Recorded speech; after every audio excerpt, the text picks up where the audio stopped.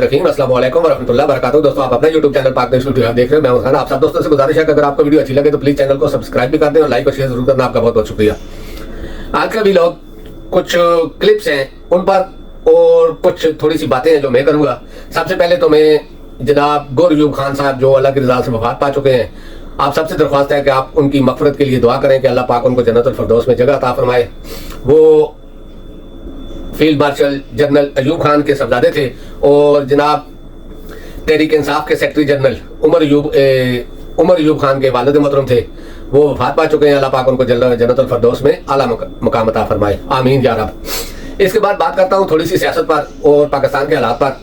ये खबरें मैं पहले भी देता रहा हूँ, आप मेरे पिछले भी लोग निकाल कर देख लें। मैं बार बार यही कहता था कि हालात को इस नज़र पर मत ले जाओ कि आप जिनकी गर्दन पर पाँव रखा हुआ है उसका प्रेशर दबाते जाओगे तो एक बार वो प्रेशर जब सांस रुकेगी आखिर होगा तो वो अपने आप को बचाने के लिए हाथ पाँव लाएगा। यही बात अब पाकिस्तान में होनी शुरू हो गई है, क्योंकि जितना गठन और यानी कि सांस रोकना था पाकिस्तानियों ने रोक लिया। अब इससे आगे या तो उनको मौत नजर आती है सांस रोकने में भी, और सांस लेने में उनको एक किस्म का सुकून मिलता है और वो सांस लेने के लिए लड़ने के लिए भी तैयार हो गए हैं। ये बातें मैं इसलिए कह रहा हूँ, पहले मैं थोड़ा सा इस बात को मैं लास्ट में करूंगा। पहले मैं थोड़ा सा सारा बानो साहबा का एक क्लिप है वो भी मैं अपलोड करूंगा। इसके अलावा जो परवेज खटक के सर पर पगड़ी चढ़ाई गई है, लगाई गई है, वो भी उस पर भी बात करूंगा। इसके अलावा शेर अब्दुल खान मुनव्वत की एक वीडियो जो मैं अभी इस क्लिप में बात करने वाला हूँ वो बात करूंगा। और जो मौलाना फजल रहमान का एक नया बयान आया उस पर बात करूंगा।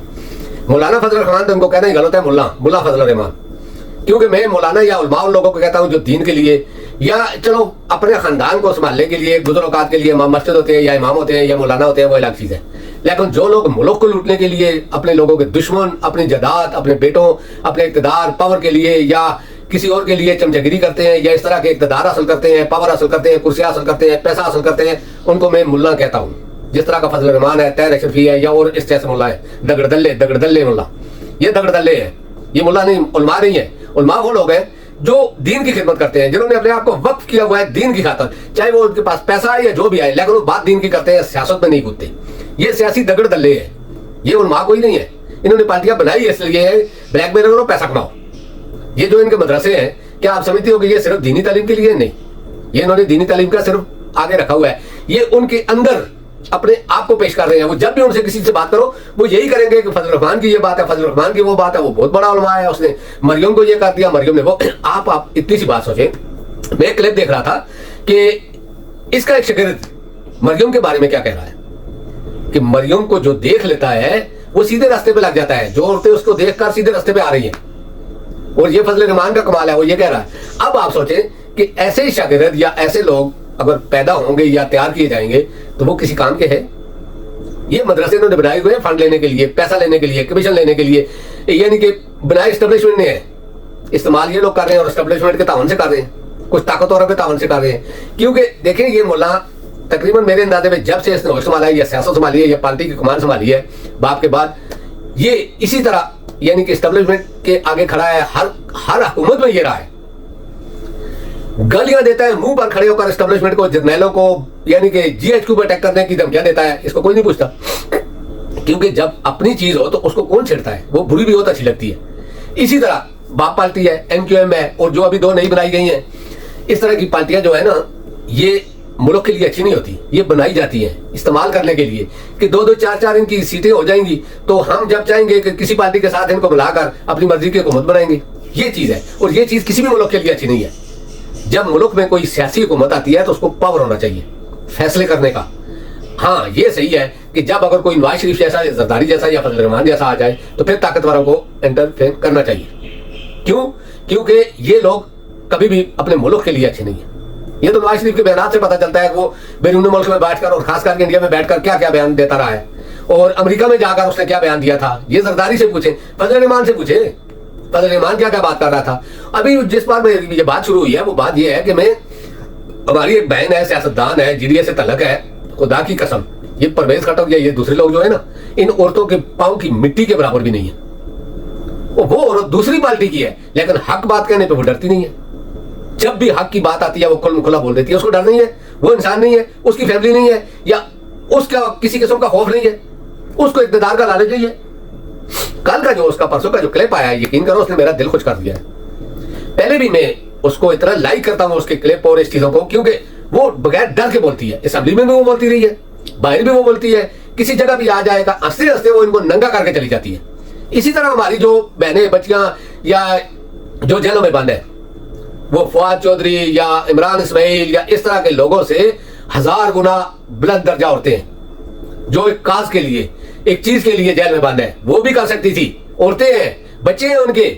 और परवेज खटक जैसे, या क्या बोलते हैं उसको, जो महमूद खान हमारा वजीर आला रहा है उस जैसे, या जो दूसरे लोग हैं जिस तरह असद उमर जैसे लोग, ये लोग उनका थूका हुआ चाटे, क्योंकि वो औरतें अपने काज के लिए खड़ी हैं, एक लाइन पे खड़ी हैं। उन पे हर किस्म के पर्चे कर लिए, 100 से ज्यादा बार जमानतें उनकी कैंसिल कर दी गई, फिर गिरफ्तारियां हुई, लेकिन वो डटी हुई हैं। इसको कहते हैं नजरिया। और मुल्ला वाला नजरिया जरूरत है, क्योंकि मुल्ला का जो बयान था कि हमारे दोस्त ममालक नहीं चाहते कि कोई और आए, वो नवाज शरीफ के बगैर किसी को नहीं चाहते। आप सोचो, नवाज शरीफ इसकी बहन का क्या लगता है, या नवाज शरीफ ने किया क्या है पाकिस्तान में? क्या इनके बाप का मुल्क है? सही कहा हमारी सहरा बानो साहबा ने, सही कहा कि इनके बाप का मुल्क है या किसी और के बाप का मुल्क है कि वो पाकिस्तान में हुकूमत के यानी कि प्रोग्राम तय करे। फजल रहमान नाम भी उन मुल्कों के ले रहा है जिन मुल्कों का पाकिस्तानी बहुत ज्यादा एहतराम करते हैं, और इसका मकसद ही ये था। ये अमेरिका का प्लान हो सकता है, इसराइल का हो सकता है, क्योंकि सऊदिया की मुखालफत और चीन की मुखालफत वही लोग करते हैं। और इसने ये बात इसलिए डाली है कि इस वक्त नवाज शरीफ के खिलाफ पाकिस्तान में बहुत ज्यादा नफरत है, और अगर मैं सऊदिया और चीन का नाम लूंगा तो उन लोगों के खिलाफ भी पाकिस्तानियों में नफरत होगी। और आप सोचो कि ये बात कहने का क्या मकसद था? यही मकसद है ना, वरना वो अवाम को या किसी और को ये बात कहता। उसको पता है अवाम नहीं चाहती नवाज शरीफ को या तुमको या जरदारी वगैरह को, या तो फिर उसने ये धमकी दी एस्टेब्लिशमेंट को सुनाने के लिए कि नवाज शरीफ के बगैर अगर कोई आएगा तो सऊदिया चीन नाराज हो जाएंगे। मकसद कहने का ये है कि ये जो बयानात है ना, ये मुल्क से गद्दारी है, ये सऊदिया से भी गद्दारी है, चीन से भी गद्दारी है। हमारे साथ सबसे ज्यादा जो ताल्लुक थे वो चीन के थे। चीन ने हमेशा पाकिस्तान की मदद की, लेकिन हम वो लोग हैं जो हमेशा चीन के रास्ते में रुकावट बने हैं। और आखिरी रुकावट तो ये थी कि जब रूस ने यूक्रेन पर हमला किया, हमारे वजीर आजम की पॉलिसी थी कि हम न्यूट्रल रहेंगे, और एक 22 ग्रेड का अफसर उठकर हुकूमत के खिलाफ जा रहा है, यानी कि वो मजम्मत कर रहा है रूस की अमेरिका के कहने पर। ठीक है, अमेरिका भी हमारा दोस्त है, रूस भी हमारा दोस्त है, चीन भी हमारा दोस्त है, सऊदी अरब भी हमारा दोस्त है, ईरान भी हमारा, यानी कि ये सब हमारे दोस्त है। हमारा कोई दुश्मन नहीं है। इंडिया भी हमारा दोस्त है, वो भी हमारा दुश्मन नहीं है। दुश्मन हम खुद बनाते हैं। वक्त जरूरत हम दुश्मन पैदा करते हैं, वक्त जरूरत हम दोस्त बनाते हैं। लेकिन वही रूस था जिससे इंडिया हालांकि अमेरिका का स्ट्रेटेजिक पार्टनर था, लेकिन रूस से इंडिया ने जितना फायदा हासिल किया, इससे आधा भी अगर उस वक्त हम हासिल कर लेते तो आज पाकिस्तान की ये हालत न होती। लेकिन ये बाजवा का कमाल था, ये बाजवा का सारा कुछ किया जा रहा था कि उसने इमरान खान को भी इस्तेमाल किया, अमेरिका को भी इस्तेमाल किया, रूस को भी इस्तेमाल किया, सारी दुनिया को इस्तेमाल किया, सिर्फ किस लिए? 3 साल के एक्सटेंशन के लिए। वो भी ना हुई, लेकिन पाकिस्तान को तो तबाह कर दिया, और उसके बाद आने वाले भी वही उसी लड़ी पे चल रहे हैं। तो मेरा ये कहने का मकसद है कि मैं बार बार ये बात कहता रहा कि ये मुल्ला पाकिस्तान के लिए खतरा है। इस जैसे और मुल्ला भी, जो चमचागिर मुल्ला है ना, जो इक़्तिदार के लिए, अपने पावर के लिए हमेशा रेडी रहते हैं, ये मुल्क के लिए खतरा है। मैं अपनी इस वीडियो में कुछ क्लिप अपलोड करूंगा, आप जरूर देखना। दूसरे नंबर पे एस्टेब्लिशमेंट या ताकतवर, मैं बार बार ये कहता रहा कि आवाम को इतना मत दबाओ कि वो सांस लेने के लिए अपने आप दफा करना शुरू कर दें। वो बात होनी शुरू हो गई है। ये बातें आपको नजर आएंगी आप मुख्तलिफ जगह पर, क्योंकि कितना जबर करोगे और कितना आवाम बर्दाश्त करेगी। अब उसका बर्दाश्त का जो मादा है वो खत्म हो चुका है। अब वो लड़ने के मूड में आ रही है, क्योंकि जब किसी भी आप बेगुनाह है ना, सियासी है, उनको आप दबाओगे, पकड़ोगे, मारोगे, टॉर्चर करोगे, या उनसे पैसे, जिस तरह पुलिस कर रही है, पैसे ले रही है उनसे छोड़ने के लिए, उनको ब्लैकमेल कर रहे हैं कि 9 मई में डालेंगे, फलां मई में डालेंगे, इस तरह की बातें कर रही है, तो कितना बर्दाश्त करेंगे। और जब सबसे बड़ी बात क्या है, जब इंसान की इज्जत पर बात आती है ना, तो मैंने पहले भी कहा था कि कोठे पर बैठा हुआ दलाल भी मरने मारने पर तोलाता है। ये तो पाकिस्तानी गैरतमंद लोग हैं जिनकी बहू बेटियों घर की चारदीवारी यानी कि चादर और चारदीवारी का तकद्दस आप लोग पामाल कर रहे हो। कितना बर्दाश्त करेंगे? इसलिए अब भी वक्त है, अगर आप समझ जाओ तो ठीक है, वरना अब हालात उस तरफ जा चुके हैं कि जहां से मुड़ना थोड़ा सा मुश्किल होगा। लेकिन फिर भी अभी वक्त है, इलेक्शन का ऐलान हुआ है, आप हर पार्टी को पूरा मौका दो, इलेक्शन लड़े, आपकी ताकत आपके पास रहेगी। अगर इस तरह आप ताकत इस्तेमाल करोगे तो ये ताकत अब ताकत नहीं रहेगी। मैं यकीन से कहता हूं, क्यों?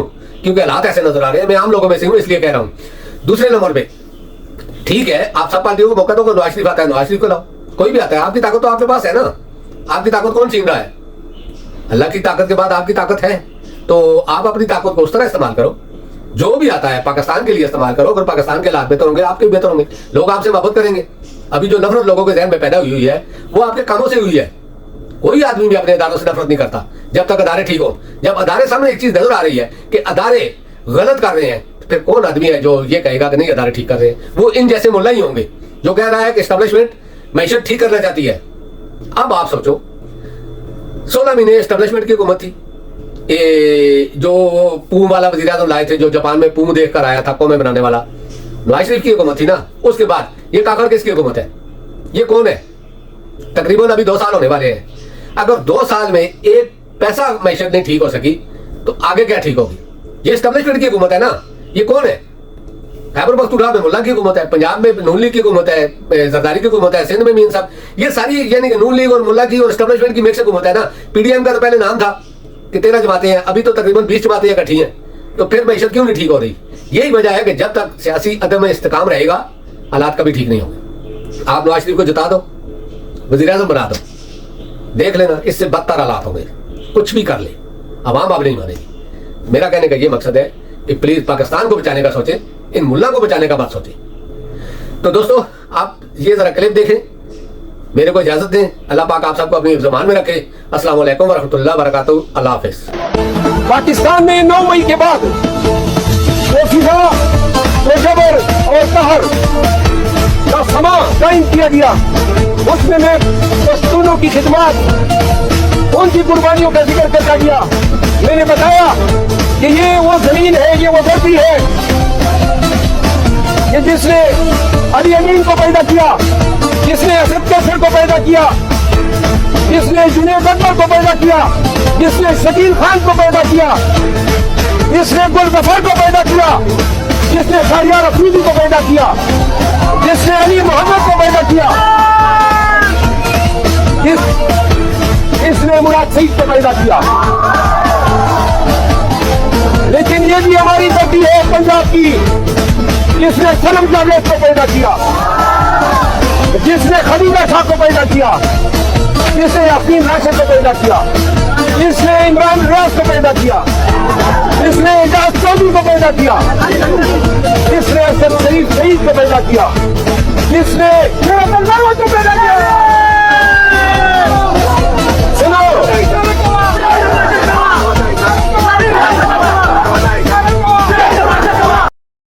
जिन्होंने अल्लाह माफ करके सहाबा का नाम बदनाम किया हुआ है कि दोस्त ममालिक कह रहे हैं कि नवाज शरीफ चाहिए। क्यों? तुम्हारा अब्बा है वो जिसने तुम्हें कान में आके बोला कि हमें नवाज शरीफ चाहिए, और दोस्त ममालिक का क्या जाए? आज आप ईरान को देखें, उन्होंने अपने फ्रीज डॉलर्स भी आप लोगों ने अनफ्रीज करवा लिए। वो होती है कौमें। टर्की को देखें, वो होती है कौमें। इन लोगों की तरह थोड़ी यूं यूं करते हुए जी सर इसको भी तो जी सर उसको भी तो 25 करोड़ हम का दफा करें हमें, कहा दे मार दे एटम बम हमें। ये मुल्क है, तजर्बा बात नहीं है कि आपने पकड़ के किसी वजीर आजम को तो 5 साल पूरे करने दे दे, और अगर वो हुकूमत गिराई भी गई थी तो फिर रात को 12 बजे डालती क्यों खुलवाएगी? आप सहूलत कारी भी करो, हम अपने बंदे भी मरवाएंगे आप लोगों के हाथों, लेकिन हम अपने इतनी आई एम सॉरी मुर्दा दिल और बेगैरत लोग हैं हम लोग, लेकिन हम तुझे आटा भी देंगे, हम तुम्हें चीनी भी देंगे, हम तुम्हें खाद भी देंगे, और 5 छालियां में छुपाकर आपको हम डॉलर भी देंगे। अरे वो किसी माँ का बेटा तो था, वो सहाफी था या नहीं था? वो शहर का बाशिंदा था, जो उस वक्त हुक्मरान था, उसकी राया थी, वो उसके बारे में सवाल होगा, उसको उसकी बेदर्दी से मार दिया इमरान रियाज। उसको बोलना पसंद नहीं था ना, उसकी छोटी बच्चियों को क्या कसूर? जैसे वो जैनब कत्ल केस में उसका जो कातिल था वो पहली सफ में नमाज जनाजा अदा कर रहा था, ये कातिल है हम लोगों के। इसहाक डार साहब का ट्विटर देख लिया, रोज एक आयत वो ट्वीट करते हैं, ए ईमान वालों सबर करो। एक गाली निकलती है मुंह से कि तुम लूट के वहां पर बैठे हुए तुम्हारे बच्चों के प्लाजे, तुम लोगों का एक एक वो जो कहते हैं लिबास